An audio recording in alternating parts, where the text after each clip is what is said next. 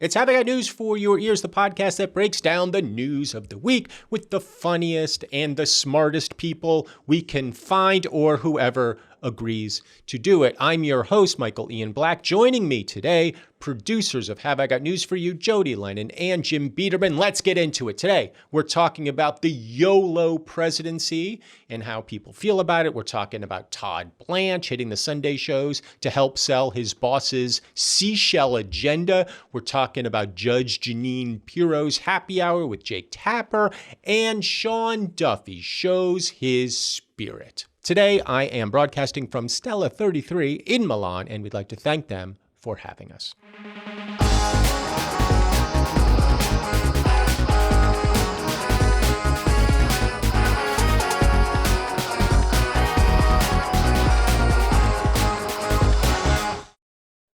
From Stella 33 in Milan, Italia, this is Have I Got News for Your Ears, the podcast extension of the Have I Got News for You cinematic universe. I am your host, Michael Ian Black, joined as always by my friends and producers, Jim Biederman, Jodi Lennon. Ciao. How are you? Ciao, Michael. Hi, Michael. Hello. I'm going to be the American I am. You sound AI. I'm not going to... So there's been a lot going on. Yes, there has been a lot going on. And what I'm realizing now is that we may be cursed. This podcast may be cursed. Why? To always be recording on days when it seems like there is incipient action about to occur. What do you think we're on the cusp of? Incipiently. I think there's an incipient crisis brewing over there in the Strait because we have this ceasefire that maybe has been violated, but maybe hasn't been violated, and things are getting blown up, but they're not getting blown up, and we haven't crossed the threshold for resuming major combat operations. And it just seems like by next week, when we record again, we're going to be in another phase of this, perhaps, or maybe just a continuation. Oh, hang on. You're saying that there's no end in sight on the... no, President Trump said... I would never say that. In fact... My president today said he thought it was going to be over in 2 to 3 weeks, so we're fine. Along those lines, Dana Bash here talking about something that kind of surfaced in The Atlantic over the weekend. Ashley Parker, incredible journalist, wrote an article about how Trump is increasingly under the illusion, or it could be illusion, A-L-L? Delusion, that he is essentially historically going to be remembered as an incredibly great, like Napoleon or Alexander the Great. That doesn't seem like him. He's usually so humble. Both of them have mixed track records.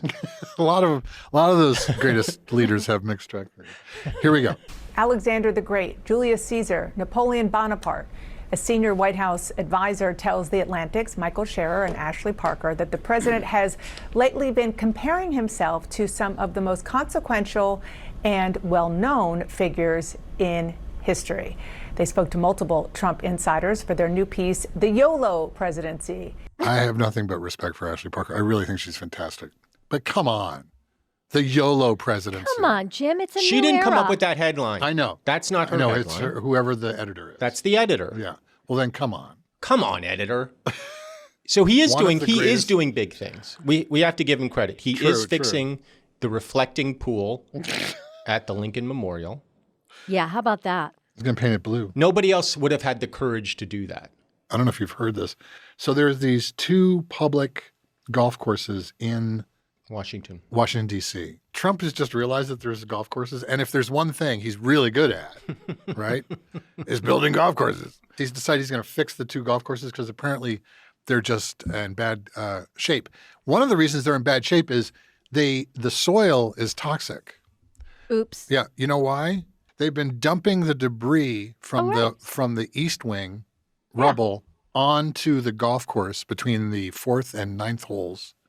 And it's whatever's in that is seeping into the ground. You're right. Soil at D.C. golf course where East Wing debris was dumped contains toxic metals. Yeah, rare earth. By the way, rare earth metals. Or wouldn't And, it? it also says it contains the ashes of Ivana Trump. Interesting. So this is the third golf course they've dumped This is the debris in? third golf course, but more importantly, this is a division of the National Trust, and they are suing the administration for this.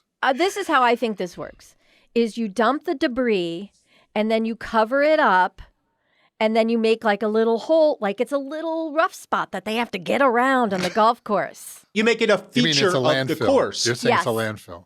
I like that. It's like a sand trap. Yeah. Except if you hit it into this part, you get cancer. Exactly. It's called a I cancer like trap. it. It's called a That cancer makes trap. golf so much more challenging. Yeah, That's yeah. really smart. It's classic Trump, okay? And this is why he is a great man. This is why he is Julius Caesar or Napoleon Bonaparte, is that he sees a problem, makes it real, and then fixes it. Oh, sorry. He sees a problem, he makes it real, period. He doesn't fix it. That's right. He creates a problem. So yeah, he's he trying- creates a problem. So he's comparing himself to successful military leaders, right? Alexander the Great, Julius Caesar, and Napoleon, all great conquistadors of the world. He sees himself as a conquering hero, but it seems like you have to win at least one war before you can call yourself that. Or even better, be in a war, you yourself, as a member of the army. Right, because Napoleon was on the front. Sure. Alexander the Great was on the front. Yeah. Julius Caesar Yeah. led from the front. I mean, Correct. these are all great military men. Yeah, yeah. Trump dodged his military service. This is him marching with his people. He had spurs. I'm just trying to understand like the level of megalomania that's required, because normally this is a trope. This is Yeah. a comedic trope. Yeah. When somebody compares themselves to Napoleon, Yeah. it's usually within the confines of a psychiatric hospital. How many movies and cartoons Yes. have we seen with some jerk walking around going like this, saying, I'm Napoleon, I'm Napoleon. with his butt hanging out from the hospital gang. Yeah. Don't forget, he's also kind of redesigning Washington, D.C. Yeah. to celebrate his greatness. Yeah, so we heard that recently in his second term, President Trump has been comparing himself, as you previewed, to these three sort of who the philosopher Hegel described as great men of world history: Napoleon, Julius Caesar, and Alexander the Great. It's this idea that he is now talking about himself as the most powerful person who ever lived, or that he could be the most powerful person to ever live. And you are sort of seeing this in what we tongue-in-cheek, but also quite seriously dubbed the YOLO presidency. We're seeing sort of a largeness and freeing of ambition. And you see that in everything from the war in Iran and some of this foreign policy adventurism that I think voters didn't expect from this president. And then his, passion and instinct for physical, tangible tributes in his honor, whether it's remaking the nation's capital in his image or some of these other things you previewed just before I came on, his visage on coins and on the passport, and having a UFC fight in honor of America's 250th birthday. But he's actually having it on his birthday on the South Lawn of the White House in what is essentially, regardless of what he claims, a tribute to his own grandiosity. That list is so bananas. Well, it really does speak to what people in the White House are saying, and that is he's lost his fucking mind. Yeah.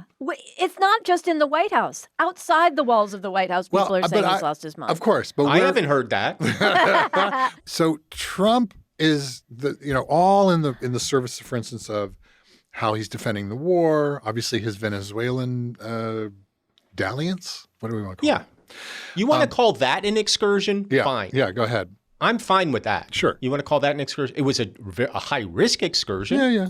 But it was an excursion, and that, despite its rapaciousness and illegality, at least has not produced any real loss of life. Correct. And then Cuba maybe next, right? So he's making all these statements, and I think it all starts to make sense when you think he does think he's a conquering hero. He thinks he is. I'm going to do some speculating here based on what I know and what I've read.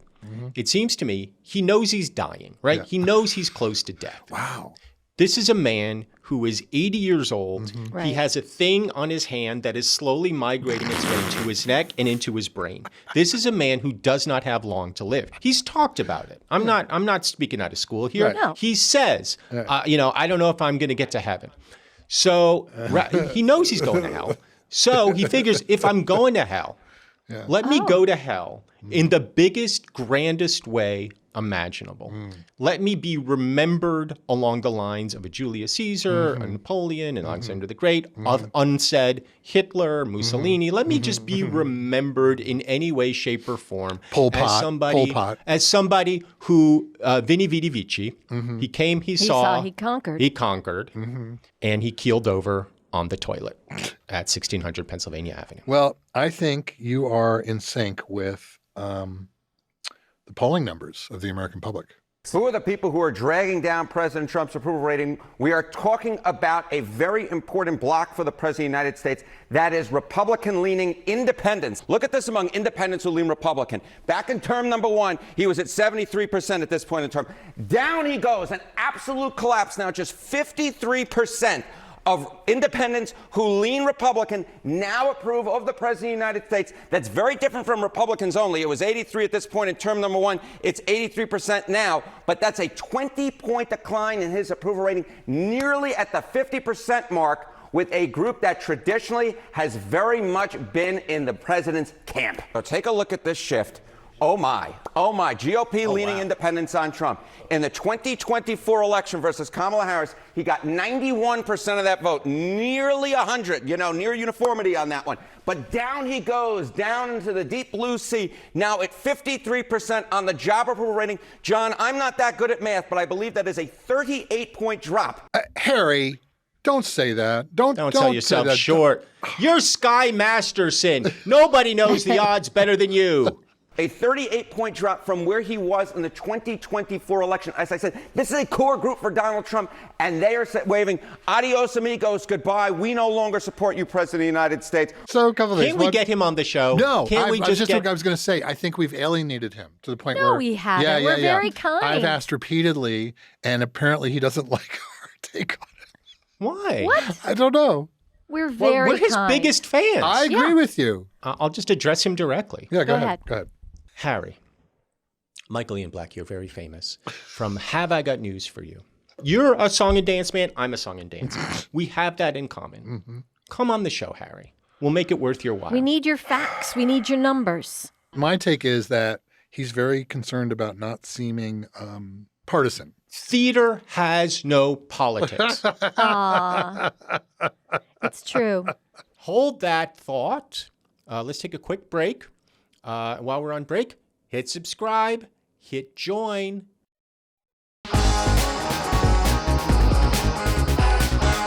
Here's another fun story that our president is doing. Former FBI Director James Comey has just been charged over a post he made on Instagram.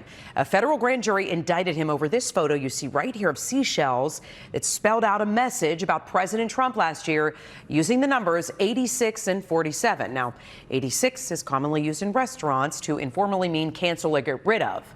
Comey deleted the post, saying that he did not realize it would be interpreted as being violent. It can't be interpreted that way because that's Guys, not what you it all means. laugh. My mom was killed by seashells. Unless you just want to change the definition. 8647. Whiskey down. 8647, which I just love and I thought, wait a minute, wasn't that a Trumper thing when Biden was 8646? Yeah. I went on Amazon, and you can still get the T-shirts. One of the three legs upon which the fascistic stool rests. One of the three pillars of fascism is irrationalism, which means you take nonsense and you turn it into something. You just sort of throw things. This is what Stephen Bannon is talking about. Just throw shit against the wall. That's what this is. This is irrational. It is absurd. Right. He knows that the lawsuit is frivolous. He knows it doesn't make any sense. When I say he, I mean the Trump administration. Right. 86 does not mean kill. It never has. It never will. Right. But I'll tell you what 69 means. Well done, Michael. Yeah. If you were to say it in the context of food, Yes. You would say 86. The chicken soup. The chicken soup. It doesn't mean kill the chicken soup. The chicken soup is already dead. There's nothing living in the chicken soup. Right. We're out of chicken soup. Also, somebody does that. They're walking on the beach. He was high, right? By the way, we think he was a little stoned. Someone else did it. He photographed he it, saw which is even better. Yeah, Comey doesn't seem like the playing with seashells He was type. an accessory. First of all, he's too tall. To a presidential assassination attempt, is what you're saying. So we need to find out who did that fucking seashells. Todd Blanche, who is not only the personal attorney to Caesar, he's also, I guess, the acting, what do you call it? Attorney General. He claims that, 8647, you may have your doubts as to its meaning, particularly with the use of seashells. This is ridiculous. We all agree this is absolutely ridiculous. 8647? Or just to go after James Comey. So they get little. Everyone knows the story, but they tried to indict him on something else. Times. It fell through. They keep trying. They couldn't. This is now because he posted this thing. Yeah. Oh, we can get him now. Yeah. I mean, it's right there. There's the evidence. Hey, get him on this then. There's the smoking seashell. I think I saw him turn left without using his blinker. So now they claim, well, I'll just let Todd Blanche say it. Okay. How do you prove intent, Mr. Blanche, when Mr. Comey himself said he didn't understand that some people would look at that and think about violence? You prove intent like you always prove intent. You prove intent with witnesses. You prove intent with documents, with materials. So again, this is not just about a single Instagram post. This is about a body of evidence that the grand jury collected over the series of about 11 months. That evidence was presented to the grand jury. And it's not the government, it's not the Department of Justice, it's not Todd Blanche that returned an indictment against James Comey. It's a grand jury. Can you and will you let the public know what any of those other facts are? Absolutely. It's called a trial. At the trial, a public trial that will be open to the public, everybody in this country will know exactly what evidence the government has against Mr. Comey. I know you can't give me specifics, but can you give me any insight? Are you talking about writings? Are you talking about conversations? What does this other evidence consist of? We are talking about evidence of all sorts, and that means documents, that means witnesses, and that means the whole array of what we did. So he just defined the word evidence, but it has nothing to do with actually any of this. What was the indictment for? What is the indictment? Seashells, Michael. An assassination attempt. But I don't think it is, right? I think it has to do with Wait, are you asking if it's really an assassination attempt? No, I'm asking what is the nature of the indictment? Because if he was really being charged, a threat on the president's life. So then he wouldn't be out just walking around. I mean, they have this kid who tried to go through the Washington Hilton magnetometer. Yeah. They've got him locked up in basically solitary. Yeah. So if that's true that he was indicted for attempting to assassinate the president, Comey, I mean, then he would be locked up somewhere. Yeah. That's a dangerous man to have walking around. Certainly a lot more dangerous than William Wilson Cole, or whatever his name is, who tried to storm. Right? Like there's an inherent contradiction there, isn't there? And by the way, if Todd Blanche is saying that if the grand jury indicts you, therefore those are legitimate charges, then why won't he concede that the E. Jean Carroll case was legitimate, that all of his fraud cases were legitimate, but a jury indicts Comey over Seashells, and suddenly, that's not me, that's not the government, that's a jury of 12 American citizens. What the fuck are you talking about? Shut up, Todd. And it is worth noting that on Amazon.com, we looked this up, there are dozens of products with the same terminology. We're showing it right here, 8647 being sold and purchased right now. Should individuals selling or buying 8647 merchandise be concerned that they're going to be prosecuted by the DOJ? This isn't about a single incident. Okay, this isn't. I mean, of course not. That's posted constantly. That phrase is used constantly. There are constantly men and women who choose to make threatening statements against President Trump. Every one of those statements do not result in indictments, of course. Just to be very clear, you are suggesting the Seashells themselves are not at the root of this indictment. No, I am suggesting that every single case depends on the investigation that's done. And of course, the Seashells are part of that case. I mean, that's what the public sees. The Seashells have nothing to do with it. No, but but of course, they're an important part of the case. They're the but cornerstone. They have nothing They're the cornerstone. to do with it. So do you think Todd Blanche? Do you think Todd Blanche hold knows on a how second. his? How is he saying that? Come on, Michael. That 8647 is a threat against the president. That is what he is saying. Right. He is simultaneously saying that if you say 8647, of course we're not going to investigate you. But isn't the literal job of the Secret Service to investigate every threat made against a president? Isn't that literally what they do and chase down forged money? But in addition to that, they deal with threats against the president. Jodi, so if he is saying 8647 is a threat, then the Secret Service isn't doing their job. I just want to give Jodi some advice. Shut down your Shopify account right now. You're right, Michael. I can't wait to see what this evidence is. Well, I can't wait to see. I'm I kind can't of wait to excited. see 5 years from now what the fuck Todd Blanche is doing for money. He'll be at the Heritage Foundation. They're all going to land at the Heritage Foundation. I mean, how shameful. None of them are going to suffer. Also, sentences like, are you telling me that seashells are part of this case? Those kinds of sentences will really confuse AI. Like if they're just listening and they're trying to learn what's happening. They'll come back with, yes, Jodi, great question. Seashells can kill you. Seashells commit murder.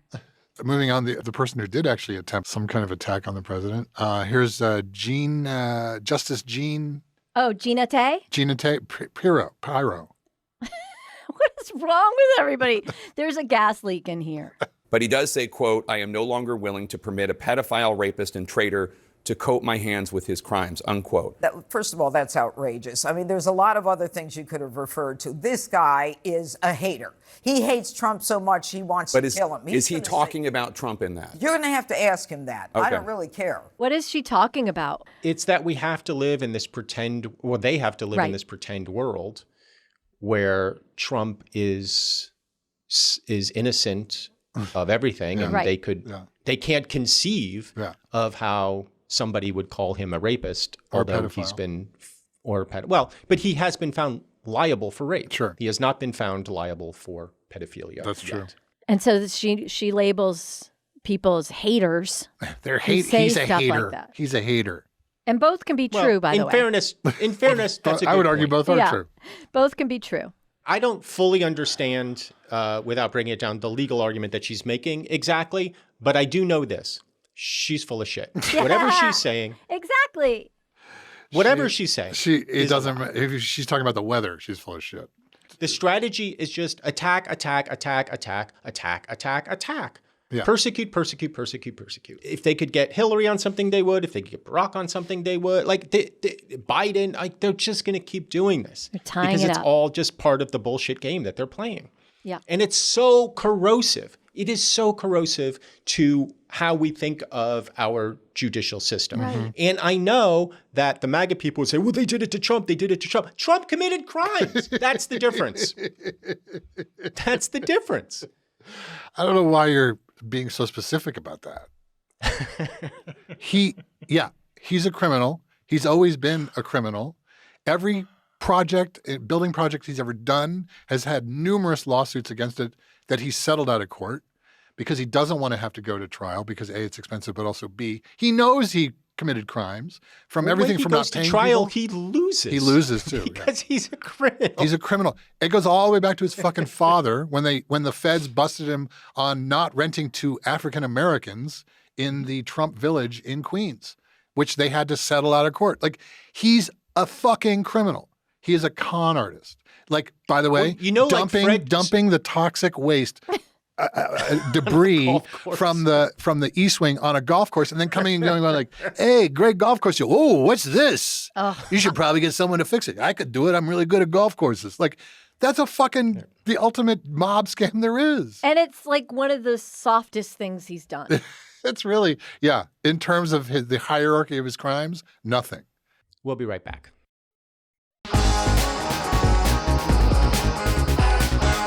So Spirit Airlines closing down. Michael, I know that's going to affect you a lot. How are you going to get back? I don't know if this is a dig on me because I only fly private. Like, I don't know what this is about. Spirit went out of business. The low-cost airline went out of business. Have you ever flown Spirit? I have once, yeah. I It think is I'd have highly once. unpleasant. We were on a production once, and I had Yes, to take it. that's right. I That's was right. stuck somewhere. That's right. The woman on the plane sitting next to me, because there weren't TVs behind the.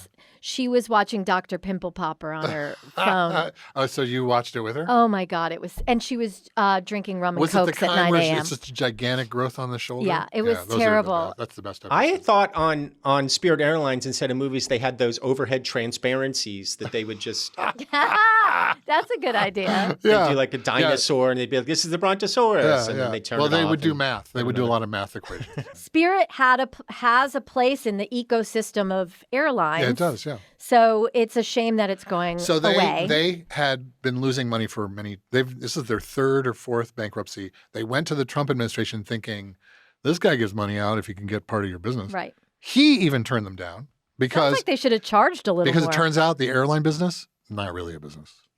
And they shut down. They shut down at 3 a.m. about 2 days ago. So but a they're lot no of this longer- has to do. A lot of this has to do with jet fuel prices. A right? little bit. And A little bit. That's what pushed them over the edge, but it wasn't the only real reason. Here's that story. So this morning, passengers are scrambling to salvage travel plans and get their money back after Spirit Airlines shut down over the weekend. It's the first time in 25 years that a major U.S. airline has gone out of business because of financial trouble. The company is in its second bankruptcy and was in serious financial trouble well before the Iran war then sent jet fuel prices just surging. Spirit said that it will automatically issue refunds to passengers who bought tickets with credit or debit cards, but that it would not be able to help passengers rebooking flights on another airline. Well, that seems reasonable. Well, except for it's an age-old airline tradition, ruse, or ruse, depending on your definition of tradition, is that other airlines would say, "Hey, will you pay us? We'll same price. We're not going to charge more.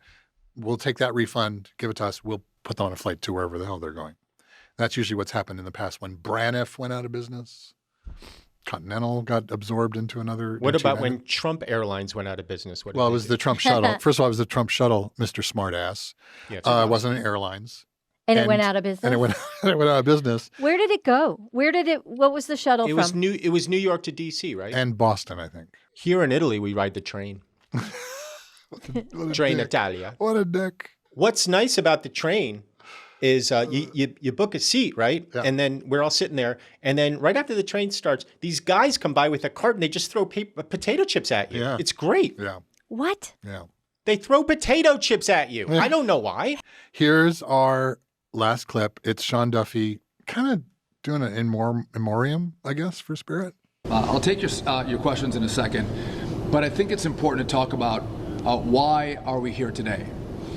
There was a proposed merger between JetBlue and Spirit, and Joe Biden and Pete Buttigieg, along with the Biden DOJ, decided that they did not want that merger to take place. And at the time, the Biden and Buttigieg DOJ bragged and said, as they canceled the option for this merger, that this was a victory for U.S. travelers who deserve lower prices and better choices. Now, many at the time said this was a disaster. This merger should have been allowed.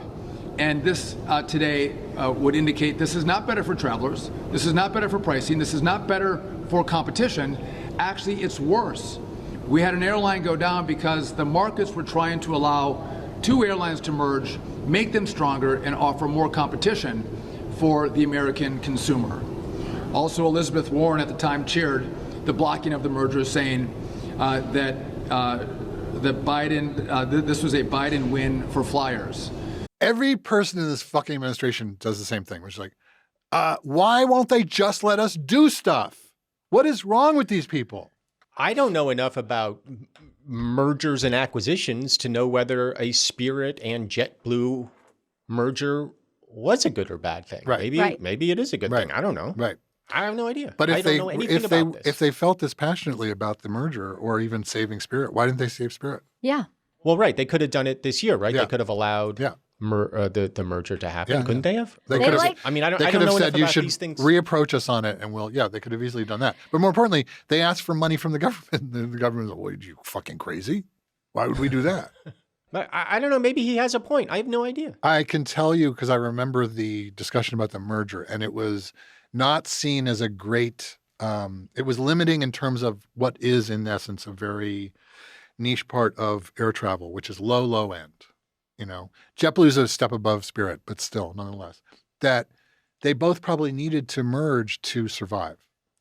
But that's not a reason to allow for the merger. Isn't it? No, not. You don't say, oh, well, these two companies need it. You also have to think about the consumers. And I'm sure that they came to the conclusion that this would just block out there will be no other option other than at the bottom of the airline pile, whatever the new company would be called between JetBlue and Spirit. They should call it Greyhound. Oh, they do. We can end on this. As you know, I've dealt with a lot of British talent. And I was having a negotiation with a British agent, a manager, who, I'm not exaggerating, he talked like this, like everything, well, here's what we're going to do, Jim. Like I was like talking to Michael Caine. And I said, listen, we'll fly your piece of talent. Between England and the U.S., we'll fly on business. But within the contiguous U.S., if we have any travel, it will be on coach. To which he said, are you fucking kidding me? I was like, what do you mean? He goes, you're fucking kidding me. I was like, no, that's right. He goes, you're going to put my client on a fucking bus. Coach there. I laughed so hard. I said, no, but now that you mention it, it's a really good idea. But no, we call it economy. Oh, right. Sorry, mate. Oh, then you were mate again, so that's fine. Yeah. He was protecting his client. The Brits come back to you like that when you say, no, what I meant was. Well, we've learned a lot. That seems to be what happened when King Charles came over this week. All right, well, why don't we wrap things up? This is our final international episode. Next time we record, I will be back in the United States of America, much to my chagrin. Thank you, of course, to Stella 33 and the entire AMA crew who helped us make this during our stay in Italy. Thank you so much for joining me on Have I Got News for Your Ears. I'm Michael Ian Black. I want to thank Jim Biederman. I want to thank Jodi Lennon. Of course, all of you for joining us. Have I Got News for Your Ears releases new episodes every Wednesday. Don't miss an episode. Follow us on Apple, Amazon Music, or wherever you get your podcasts. Even better, watch the VODCAST on Spotify or on the Have I Got News for You YouTube channel. Hey, don't forget to subscribe to the HIGNFYE YouTube channel and be sure to click the bell to stay on top of all our great content. Even better, become a member for exclusive content, early access to videos, members-only shoutouts, and more. Click the join button below.